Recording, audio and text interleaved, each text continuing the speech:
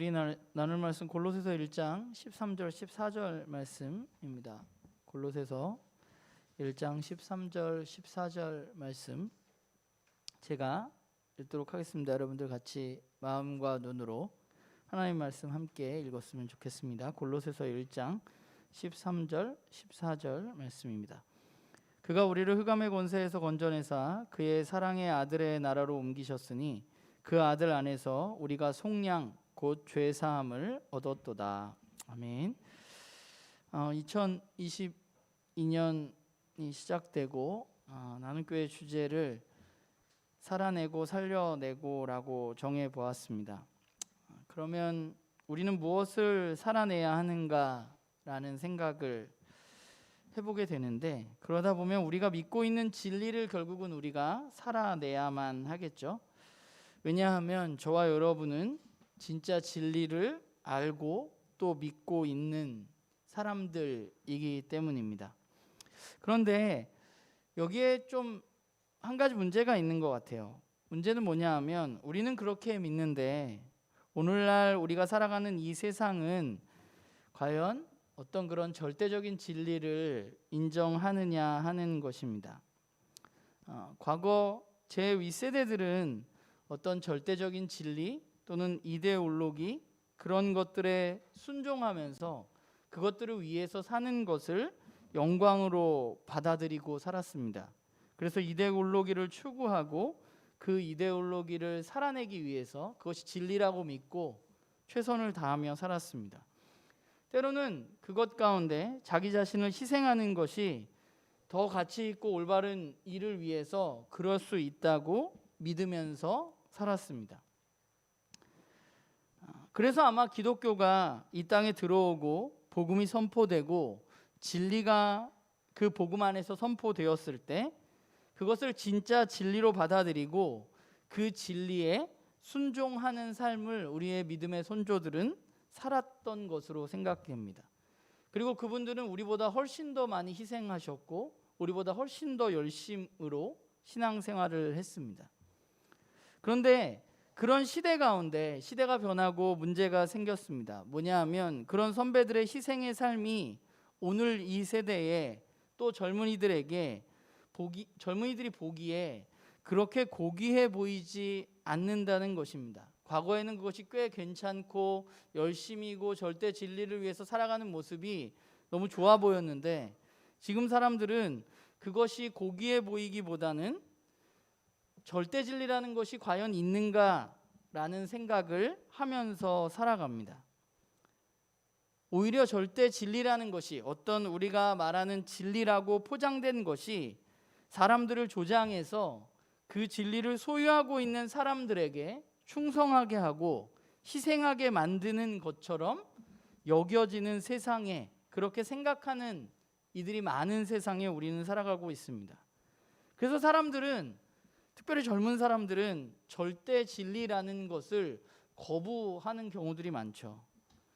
우리가 믿고 있는 바 내가 믿는 게 진리야 라고 우리가 말해봤자 그 어느 누구도 그렇게 여겨주지 않습니다. 오늘 세상에 나가서 오늘 우리가 사는 시대는 어떤 절대적인 진리, 절대적인 것 이런 것들을 거부하는 시대이고 하나의 진짜 진리가 존재하지 않는다고 생각하고 그냥 나를 행복하게 해주는 것이 그게 진짜 진리라고 생각하면서 살아갑니다. 그래서 사람들은 내가 행복하면 그것으로 만족하게 되는 거죠. 그게 그냥 진리가 되는 겁니다. 그게 뭐 도덕적이건 도덕적이지 않건 어떤 더 나은 세상을 꿈꾸건 그런 거와 상관없이 내가 행복하면 그것이 진리라고 믿고 그냥 그렇게 살아가는 것입니다. 그러니까 이런 생각을 하다 보니까 그럼 이런 세상 속에서 우리가 믿는 복음 또 우리가 말하는 유일한 신, 유일한 진리 이런 복음이 과연 오늘날도 유효한가? 우리가 뭘 살아낸다고 뭐가 달라지나? 하는 생각을 좀 하게 되었던 것 같아요. 우리는 하나님이 유일한 신이시고 그분이 온 세상을 지으시고 그분이 여전히 이 세상을 다스리고 있다고 믿습니다. 그리고 우리는 그분이 우리의 주인이시고 그렇기 때문에 그분을 주인 삼고 살아가기 위해서 애쓰고 있습니다. 그런데 사람들은 과연 우리가 진리라고 믿는 이것을 어떻게 생각할까라는 생각을 해보게 돼요. 그들이 너희가 믿는 복음이 진짜 진리인 것을 우리가 어떻게 할 수 있느냐? 그게 과연 오늘날 이 세상에 가당키나 하냐? 그게 진짜냐? 라는 질문에 우리는 어떻게 대답할 수 있을까라는 고민을 하게 됩니다. 우리가 아무리 지식을 많이 알고 그 지식을 완벽하게 논증한다고 해서 오늘날 우리가 살아가는 시대는 그 진리가 진짜임이 증명되지 않는 시대입니다. 결국 우리가 믿는 것이 진짜 진리이고 진짜 복음, 기쁜 소식이라면, 우리의 삶에 진짜 기쁜 소식이라면, 그것은 우리가 그 진리를 눈에 보이는 어떤 공동체적인 삶을 통해서 사람들에게 드러낼 때야만 그것이 진리로 여겨지는 시대라는 생각을 하게 됩니다. 올 한 해 우리는 우리가 믿는 바가 진짜 진리라는 사실을 기억하고 또 그 진리를 우리의 삶 속에서 그 진리를 드러내기 위해서 우리가 그 진리의 어떤 바탕한 삶을 살아내는 그런 한 해가 되었으면 좋겠습니다. 그리고 우리가 그런 삶을 살아낼 때 우리가 믿고 있는 그 복음이 누군가에게 진짜 진리가 되고 또 누군가를 살려낼 것이라고 저는 믿습니다. 그런 의미에서 우리가 오늘부터 5주간 골로새 교회에 보낸 편지를 함께 나누면서 우리가 믿고 있는 진리를 조금 더 깊이 알아가고 그 진리를 우리의 삶에 어떻게 살아낼 수 있을까에 대해서 함께 고민하는 시간을 여러분들과 가지려고 합니다. 사실 골로새라는 도시 자체는 그렇게 큰 도시가 아닙니다. 우리가 에베소로부터 한 160km부터 떨어진 그런 터키의 아주 작은 마을입니다. 그리고 그 주변에는 라오디게아, 히에라폴리스 같은 그런 도시들이 갑자기 커지면서 굉장히 골로새는 좀 위축되었던 것으로 보여져요. 그러면서 더군다나 60년에서 64년에 있었던 지진에 의해서 그 골로새는 폐허가 됐고 또 그 골로새는 다시 복원되지가 않았습니다. 그래서 우리는 골로새서를 읽을 때 그 골로새라는 도시가, 우리가 성지순례를 가면, 저는 안 가봤지만 가면 에베소도 가보고 막 교회 터도 있고 이런데 골로새는 아무것도 없다고 그러더라고요. 그냥 저희가 골로새야 라는 정도만 있는 거죠. 그러니까 어떤 도시인지 알 수조차 없는 그런 도시에 쓰여졌던, 2000년 전에 쓰여졌던 편지가 오늘 우리에게 무슨 의미가 있는가라는 생각을 해보게 됩니다. 극도로 발전된 어떤 테크놀로지의 시대, 또 세계가 하나처럼 여겨지는 그런 시대에 이 2000년 전에 굉장히 작은 마을에 쓰여졌던, 그곳에 사는 몇몇 안 되는 그리스도인들에게 쓰여졌던 이 편지가 과연 오늘 우리들에게 아까 앞에서 말한 대로 진리와 또 그것을 우리가 살아내기 위해서 어떻게 해야 되는가를 우리에게 알려줄 수 있는가 라는 생각을 좀 갖고 우리가 이 말씀을 읽었으면 좋겠어요. 골로새서가 쓰여졌을 당시의 상황은 우리가 잘 아는 것처럼 골로새 지역뿐만 아니라 당시의 팔레스틴 지역은 로마의 지배하에 있었습니다. 골로새서라는 이 편지는 로마 제국의 지배를 받고 있었던, 로마의 문화가 가득한, 로마에 의해서 모든 것이 주어진다고 믿고 있는 시대를 살았던 사람들에게 보내진 편지입니다. 로마의 특징을 살펴보면 여러 가지가 있겠지만 그 중에 가장 대표적인 한 가지만 얘기하자면 신의 아들, 하나님의 아들, 로마 황제인 가이사가 사람들에게 평화를 가져다 준다는 것이었습니다. 그래서 그 로마 시대는 다른 어떤 시대보다 평화를 추구했고 평안해 보였습니다. 그리고 그 평화는 누가 주느냐? 신의 형상을 가진 하나님의 아들로 불리우는 로마의 황제 가이사에 의해서 주어졌다고 사람들에게 로마는 선전했습니다. 그런데 우리가 잘 아는 대로 그 평화는 아이러니하게도 로마의 군사적인 힘에 의해서 강압적으로 만들어진 평화였죠. 자신의 체제를 흔드는 사람들에 대해서는 매우 가혹한 십자가형에 처했던 것이 바로 로마입니다. 그러니까 하나님의 아들로 불리는, 신의 형상으로 불리는 가이사가 평화를 주는데, 그 평화의 전제 조건은 뭐냐 하면 하나님의 아들이라고 불리는 그 가이사에게 절대적인 복종, 그의 말에 따라 사는 것, 그것이 필요했던 것이죠. 그래서 거리마다 지나다니면 황제의 동상이 있고, 그들의 삶을 유지해주는 동전에는 황제의 얼굴이 새겨져 있었고, 또 그들에게 즐거움을 가져다주는 검투사의 경기도 황제가 허락한, 그들에게 기쁨을 주기 위해서, 즐거움을 주기 위해서 허락한 것들이었습니다. 그러니까 세상을 둘러보면 황제는 그들에게 평화를 가져다주고 경제적인 풍요도 가져다주고 즐거움도 가져다주는 사람처럼, 그런 신의 형상을 가진 사람처럼 믿게 했던 시대가 바로 로마 시대입니다. 그리고 그것을 받아들일 때, 황제가 그렇게 주지 라는 것을 받아들일 때 그들에게 평화와 풍요와 즐거움이 허락되어지는 것이죠. 그게 바로 로마 제국입니다. 그러니까 골로새서는 그런 환경 속에 있는 한 작은 도시인 골로새 지역에 있는 그리스도인들에게 보내진 편지인데, 이 골로새서가 쓰여졌던 로마 시대의 환경이 오늘날과 굉장히 다른 것 같지만 오늘날과 매우 비슷한 부분을 가지고 있습니다. 우리에게는 팍스 로마라는 그런 하나님의 형상을 가진 황제가 있는 것은 아니지만, 그러나 우리에게는 황제가 주었던 것과 똑같은 것을 주는 것이 있죠. 우리에게 평안을 가져다 주고 우리를 즐거움을 허락하고 우리에게 풍요를 가져다 주는 것이 있습니다. 그럼 우리가 너무 잘 알고 있는 것처럼 돈이 바로 우리에게 황제가 주었던 것을 가져다 주는 것이죠. 돈이 있으면 평화롭고, 돈이 있으면 즐거움이 있고, 돈이 있으면 풍요로운 세상이 바로 오늘 우리가 살아가는 세상입니다. 그래서 돈의 많고 적음에 따라서 사람을 평가하고, 남들이 산 물건을 나도 사야 괜찮은 것 같고, 내가 그것을 가지지 못했을 때 내 스스로 불행하다고 여기고, 그렇게 돈은 우리에게 행복도 가져다 주고 평안도 가져다 주고 즐거움도 가져다 줍니다.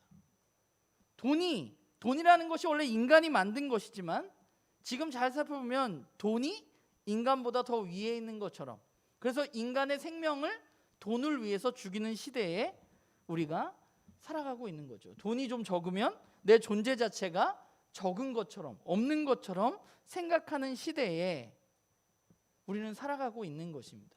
다른 것 같지만 그 시대와 비슷한 것들이 있는 것이죠. 그냥 우리의 삶의 주인이 로마의 가이사에서 골로새 교회의 주인은 가이사였다면, 오늘 우리에게는 돈이 그것인 것처럼 바뀌어진 시대입니다. 그러니까 그런 이들 가운데 쓰여진 편지가 오늘 우리는 그 편지를 읽으면서 우리의 삶을 돌아보게 되는 거죠. 그러니까 그런 시대적인 상황을 우리가 생각하지 않고 골로새서를 읽으면 그냥 평범해 보이는 이야기처럼 보일 수 있습니다. 그런데 그런 생각을 하고 골로새서를 읽으면 골로새서는 굉장히 혁명적인, 여러 다른 성경들도 마찬가지지만 그런 성격을 띤 서신이라는 생각을 하게 됩니다. 그러면 이제 성경의 이야기로 들어가서, 바울은 예수 그리스도의 복음을 듣고 그 복음으로 그 길을 걸으려고 애쓰는 이들에게 과연 무엇을 이야기하고 있을까? 그래서 골로새 지역의 사람들에게 에바브라에 의해서 예수 그리스도의 복음이 전해졌습니다. 오늘 우리가 읽진 않았지만 5절 말씀을 보면 그 복음, 진리의 말씀이 그 골로새 지역에 있는 사람들에게 전해졌고 그들은 듣게 되었습니다. 그리고 로마의 황제가 주인인 그 시대의 골로새 사람들 중에 몇몇이 이 복음을 깨닫고 그것을 믿게 되었습니다. 그리고 그들의 삶 속에서 믿음과 사랑과 소망의 열매들이 조금씩 맺어져 가고 있었습니다. 6절에 보면 이런 일이 분명히 일어났다는 것을 우리는 알 수 있습니다. 6절을 읽어보면, 이 복음이 이미 너희에게 이름에 너희가 듣고 참으로 하나님의 은혜를 깨달을 날부터 너희 중에서와 같이 또 온 천하에서도 열매 맺어 자라는도다 라고 바울은 골로새 교인들을 생각하면서 말하고 있습니다. 그러니까 사실 이게 일반적인 그리스도인의 삶의 모습, 삶의 순서입니다. 우리에게 복음이 전해지고 우리는 그 복음을 듣고 그 복음을 깨달아서 그 사실을 받아들이고 믿으면, 그러면 그것이 끝이 아니라 그 후에 그 복음의 씨앗이 열매를 맺어 자라가게 되는 것, 그것이 바로 그리스도인의 삶의 모습입니다. 1세기 골로새 교인들에게도 21세기 저와 여러분에게도 마찬가지죠. 우리도 복음을 듣고 복음을 깨닫고 복음을 알았다면 우리는 이제 그 복음으로 살고 우리의 삶 속에 열매 맺어 자라감이 있는 것이죠. 그러니까 그들의 열매 맺어 자랐던 것처럼 우리도 열매 맺어 자라가야만 하는 사람들입니다. 그런데 문제는 뭐냐면 듣고 깨달아서 믿게 되었는데 열매가 잘 맺혀지지 않는 경우들이 우리에게 많다는 것입니다. 그럼 우리에게 왜 복음의 씨앗이 뿌려졌는데, 그 거대한 진짜 진리가 나타났는데 우리는 왜 열매 맺지 못하는 삶을 살아갈까? 사실 골로새서는 그 이야기를 많이 하고 있는데 예수님도 그 이야기를 마태복음 13장에 말씀하셨습니다. 우리가 잘 알고 있는 씨 뿌리는 자의 비유에 보면 예수님은 열매 맺지 못한 이유에 대해서 이렇게 얘기합니다. 마태복음 13장 20절부터 22절을 제가 읽어볼게요.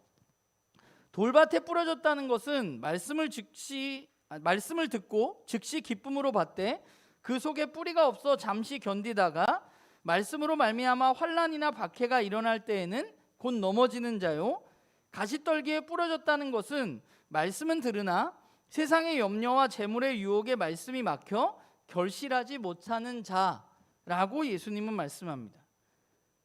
열매를 맺지 못하는 이유는 말씀으로 말미암아서 찾아오는 환난과 박해에 견디지 못하고 넘어지거나 또는 세상의 염려와 재물의 유혹에 그 말씀이 막혀서 열매 맺지 못하게 된다고 예수님은 말씀하셨습니다.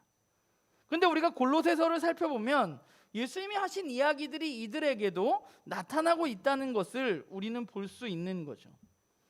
바울이 골로새 교인들에게 하고 있는 이야기가 바로 이런 것들 가운데 어떻게 너희가 열매 맺어서 자랄 수 있느냐 하는 부분이라는 거예요. 환난과 박해, 세상의 염려, 재물의 유혹, 이런 것들 가운데 너희는 어떻게 그 복음의 씨앗이 열매 맺어서 계속해서 자라갈 수 있느냐 하는 이야기를 바울은 하고 있는 것이죠.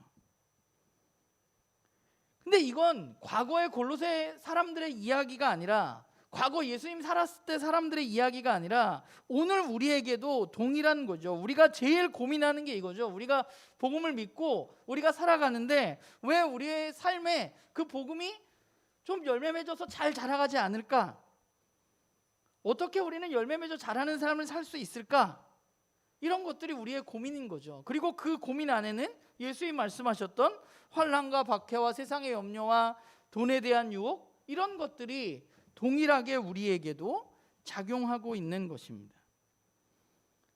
그러니까 우리는 5주 동안 오늘부터 말씀을 나누면서 어떻게 우리의 삶이 그럼 잘 자라갈 수 있을까? 어떻게 삶 속에서 우리는 열매를 맺을 수 있을까? 그런 이야기들을 여러분들과 나누려고 합니다. 그러기 위해서 우리가 가장 먼저 해야 할 것은 우리에게 뿌려진 복음의 씨앗, 그 진리는 어떤 것인지 우리가 다시 한번 확인하는 것입니다. 그래서 오늘은 그 이야기를 여러분들과 나누려고 그래요. 골로새 사람들에게 들려진 복음, 진리의 말씀은 무엇이었냐 하면 그것은 바로 예수 그리스도에 의해서 이루어진 일에 대한 이야기였습니다. 이 진리는 뭐냐면 이 진리의 말씀은 예수 그리스도의 이야기입니다. 바울은 이 복음을 설명하면서 이 복음을 듣기 전의 상태와 이 복음을 듣고 난 후의 상태에 대해서 비교하면서 골로새서 여러 부분에서 이야기합니다. 그게 바울이 주로 복음에 대해서 이야기할 때 쓰는 방식이에요. 전에는 이랬고 지금은 이렇다. 예수 그리스도의 복음을 듣기 전에 그들의 상태는 어떠했는가? 오늘 우리가 읽은 13절을 보면 원래 어땠어요? 그들은 흑암의 권세에 있었다고 말하고 있습니다. 권세라는 건 뭐예요? 힘이 미치는 범위를 이야기하는 겁니다. 그러니까 원래 어땠냐 하면 흑암의 힘에 의해서 지배를 받고 있었다는 말입니다. 이것을 에베소서에서 바울은 세상 풍조와 공중의 권세 잡은 자들의 지배를 받고 있었다고 말합니다. 그게 바로 흑암이에요. 우리는 우리 마음대로 우리 뜻대로 사는 것 같지만 사실은 우리는 세상의 풍조와 흑암의 지배를 받으면서 원래 살아가던 사람들입니다. 그런데 그러면 그렇게 흑암의 지배를 받고 있는데 난 지금 아무 문제 없는데? 내가 예수님 믿기 전에도 난 행복하고 별 문제 없었는데? 라고 우리는 생각할 수 있는데, 흑암의 지배를 받게 되면 어떤 열매들이 맺혀지게 되느냐 하면 3장 5절에 보면, 골로새 3장 5절이에요. 이렇게 말해요. 흑암의 권세가 있는 그 아래에 있는 삶에는 어떤 일이 일어나느냐? 음란과 부정과 사욕과 악한 정욕과 탐심과 우상숭배 같은 일들이 열매 맺는다고 말하고 있습니다. 그러니까 원래 예수님 믿기 전에 골로새 사람들은 흑암의 권세 아래에 있었고 결국 그들의 행실이 악한 행동을 할 수밖에 없었다고 말하고 있는 것이죠. 그들의 삶이 평화롭고 풍요롭고 즐거운 일이 많을지라도 그들의 삶은 사실 살펴보면 자기 정욕대로 사는 삶이었고 남을 해하는 삶이었고 음란과 부정이 자기의 욕망으로 합리화되는 삶을 그들은 살고 있었던 것입니다. 성경은 그것을 뭐라고 말하냐면 또 다른 말로 죄라고 말하죠. 흑암의 권세의 지배를 받고 있었던 것을 성경은 죄인, 우리는 죄, 우리가 가지고 있는 죄라고 말합니다. 우리의 정욕대로 사는 것입니다. 그리고 또 하나 골로새서를 보면 2장 14절에 바울이 이런 말을 해요. 이게 좀 어려운 부분이긴 한데 우리를 거스르고 불리하게 하는 법조문으로 쓴 증거를 십자가에 못 박았다고 말합니다. 그러니까 우리가 거기 스스로 벗어날 수 없는 거예요. 우리를 불리하게 하는 법조문이 이미 쓰여진 우리의 죄가나 우리의 어떤 부정들, 우리가 거기서 벗어날 수 없도록 하는 그 증거문들이 이미 쓰여져 있다는 것입니다. 그러니까 인간 스스로가 이 문제에서 스스로 벗어날 수 없는 것이죠. 그냥 내 삶이 조금 행복해 보이고 풍요로워 보이고 즐거운 일이 있는 것의 문제가 아니라 우리는 본질적으로 이 흑암의 권세로부터 스스로 벗어날 수 없는 사람들이라고 바울은 말하고 있는 거예요. 우리도 마찬가지입니다. 우리도 꽤 괜찮은 사람인 것 같지만 우리도 우리의 삶을 잘 살펴보면 우리의 삶에 어려운 일이나 또는 힘든 일이나 이런 일들이 닥쳐왔을 때 우리의 마음 가운데는 여전히 우리의 정욕과 우리의 욕망과 우리의 생각대로 하려는 마음이 우리 안에 가득한 것이죠. 그러니까 가장 먼저 해야 될 것은 뭐냐면 이 사실을 인정하는 것입니다. 내가 흑암의 권세 아래에 있었던 사람이라는 거, 내가 죄인이라는 사실, 나는 내 스스로 좋은 열매를 맺을 수 없다는 사실, 이 문제를 내 스스로 해결할 수 없다는 것을 받아들여야만 합니다. 하나님의 아들이라고 불리는 로마의 황제, 오늘날의 우리에게서는 있는 돈이 우리를 평화롭게 하고 풍요롭게 하고 즐겁게 느끼게 할 수는 있지만 사실 그것들이 우리의 근본적인 문제를 해결할 수가 없고 오히려 우리를 더 피폐하게 만들어진다는 것을 우리는 인정해야 한다는 것이죠. 그러면 그때 이 문제의 해결에 대한 이야기가 귀에 들어오기 시작하는 것입니다. 그게 바로 예수 그리스도의 복음입니다. 예수께서 우리의 죄의 문제에 대한 대가를 치르시고 십자가에 못 박혀 죽으심으로 우리가 헤어나올 수 없었던, 우리를 헤어나올 수 없게 했던 그 빈문서가, 법조문이 사라지게 되었고 우리의 죄가 용서받게 되었다는 것, 그것이 바로 예수 그리스도의 복음이죠. 그래서 오늘 14절에 속량, 죄사함을 받았다. 그러니까 원래 우리는 죄의 지배를 받고 있어서, 흑암의 지배를 받고 있어서 거기로부터 벗어날 수 없었는데 예수님의 피값으로 우리를 그 흑암의 권세로부터 건져내어서 우리의 죄의 문제가 해결되어질 수 있게 되었다는 것입니다. 그리고 우리가 그 사실을 받아들일 때, 예수님이 정말 십자가에 돌아가심으로 나의 이런 문제, 내가 스스로 해결할 수 없는 문제를 해결해 주셨다는 것을 받아들이게 될 때, 우리는 흑암의 권세의 지배가 아니라 진짜 온 세상의 창조주이신 하나님의 아들이신 예수 그리스도의 사랑의 나라의 백성이 되어서 그분의 지배를 받게 되는 것이죠. 그러면 그 사랑의 나라에 속해서 그분의 다스림을 받게 되면 우리의 삶에 어떤 열매를 맺게 되느냐? 골로새 3장에 보면 긍휼과 자비와 겸손과 온유와 오래 참음과 서로 용납하고 용서할 수 있게 된다고 말하고 있습니다. 그 나라는 흑암의 권세가 지배하는 나라와 완전히 다른 사랑의 나라입니다. 그렇기 때문에 우리가 그 나라의 백성이 되어질 때 우리는 자기 희생적인 사랑의 열매를 맺으면서 살아가게 되는 것이죠. 예수 그리스도께서 자기 희생적인 사랑의 열매를 우리들에게 보여주셨던 것처럼 그 나라의 백성이 된 우리도 그 사랑의 열매를 맺고 자라갈 수 있게 되는 것입니다. 이게 골로새에 그리고 우리에게 전해진 예수 그리스도의 복음입니다. 흑암의 권세에서 그의 사랑하는 아들의 나라, 그 나라로 옮겨졌다는 것이죠. 그럼 이제 우리는 어떻게 해야 하냐? 진짜로 예수 그리스도에 의해서 이런 일들이 나에게 또 우리에게 일어났다는 것을 우리는 알아야 합니다. 내가 무엇을 해서가 아니라 이미 나에게 그런 일들이 내가 그것을 받아들일 때, 듣게 되었을 때, 깨닫게 되었을 때 이미 그 사실이 일어났다는 것을 우리는 인정해야만 합니다. 우리가 그것을 알았다면 우리는 받아들여야 해요. 우리가 그것을 받아들일 때 우리는 하나님의 아들의 사랑의 나라의 백성으로 살아가게 되는 것입니다. 이미 일어난 일을 받아들일 때 우리는 선한 사랑의 열매를 우리의 삶 속에서 맺으면서 살아갈 수 있는 거죠. 그런데 문제는 뭐냐면 이런 열매를 방해하는 요소들이 앞에서도 이야기했지만 여전히 우리 주변에 너무 많다는 것입니다. 그 요소들에 대한 이야기는 우리가 앞으로 말씀을 나누면서 조금씩 알아가고 그것들을 우리는 어떻게 해야 할까에 대한 이야기를 나누려고 해요.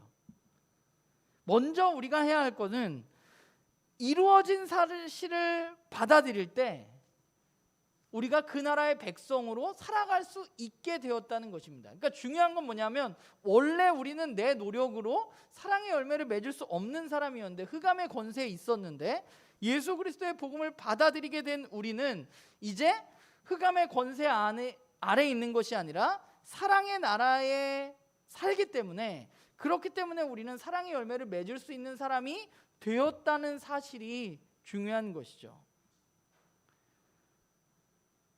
그런데 그러면 그 열매를 어떻게 맺어져 갈 수 있는가 생각해 보면 우리가 그 사실을 받아들일 때 열매라는 것이 저절로 맺혀지는 것이 아니라는 것을 우리는 좀 알아야 돼요.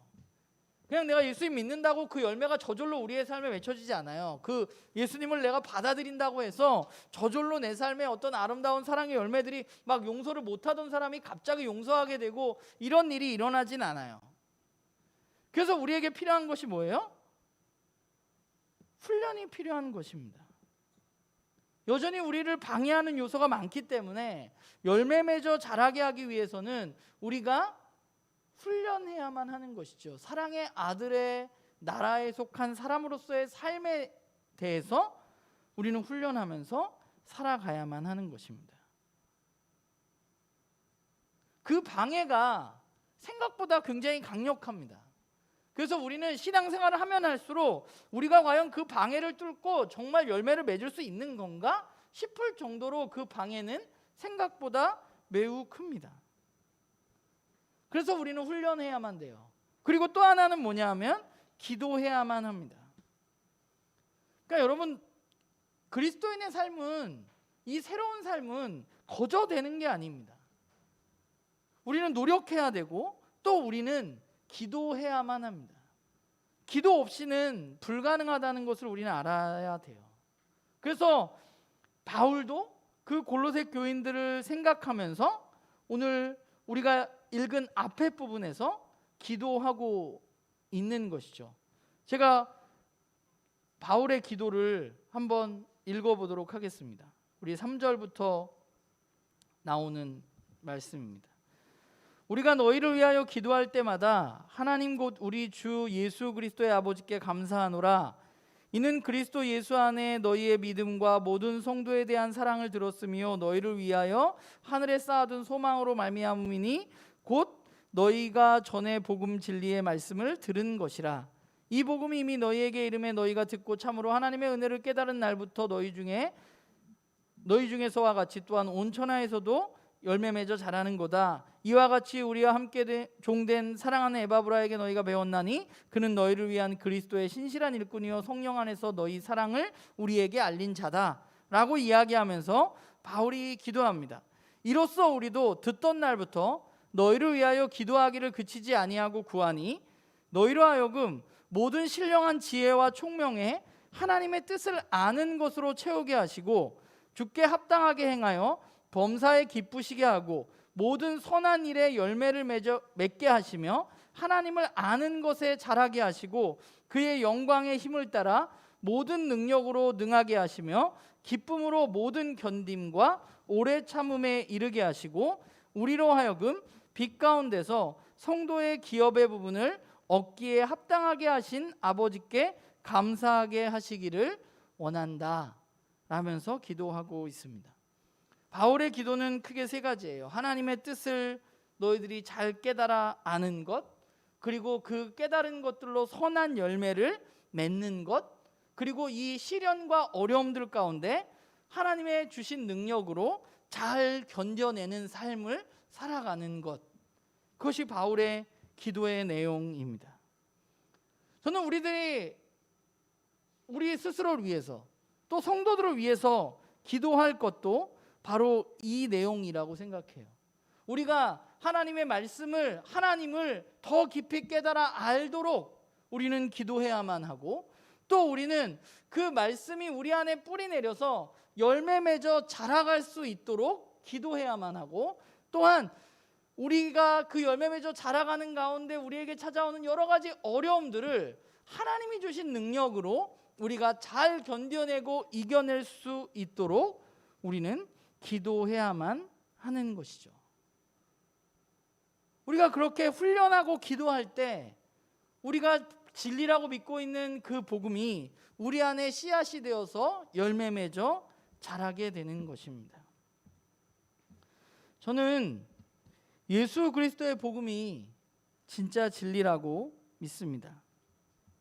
그리고 그 진리는 진짜 진리이기 때문에 절대적인 진리를 거부하고 각자의 방법대로 살아가는 것이 옳다고 여기는 사람들에게도 받아들여질 수 있다고 믿고 또 그래야 한다고 생각합니다. 우리는 진리는 누군가를 내리놀려서 그 진리를 독점한 누군가가 이익을 취하려는 것으로 생각되어지는 경우가 많아요. 우리의 역사 가운데 우리가 그것이 배워졌어요. 그런데 성경이 말하는 진리는, 성경이 말하는 복음은 그 어느 누구에게나 차별 없는 그들의 삶에 사랑이 넘치고 아름다운 사랑의 열매가 맺어질 수 있게 하는 진짜 진리라고 이야기하고 있고, 저는 그것을 믿습니다. 바라기는 우리가 그리스도인으로서의 우리에게 주어진 새로운 삶을 살아가기 위해서 우리가 가장 먼저 해야 할 일은 우리에게 들려진 그 진리, 그 복음을 우리는 매일매일 되새기며 그것이 진짜 진리라는 사실을 알고 하나님을 더 깊이 깨달아가고 그것을 드러내면서 살아가는 것이겠죠. 바라기는 우리가 2022년 한 해를 이제 시작하면서 우리가 바울이 오늘 기도했던 것처럼 우리 나눔교회 식구들 안에 하나님에 대한 알미 더 깊어지고 또 하나님에 대한 알을 바탕으로 한 삶의 열매들이 드러나고 또 그 가운데 우리를 힘들게 하고 어렵게 하는 여러 가지 시련과 아픔들 가운데 또 유혹들 가운데 우리가 주님 주신 능력으로 그것들을 잘 견뎌내고 이겨내서 우리가 그리스도인으로서 우리의 삶에 아름다운 진리의 열매, 사랑의 열매를 맺는 그런 우리 모두가 되기를 주님의 이름으로 간절히 기도하고 부탁을 드립니다. 기도하겠습니다.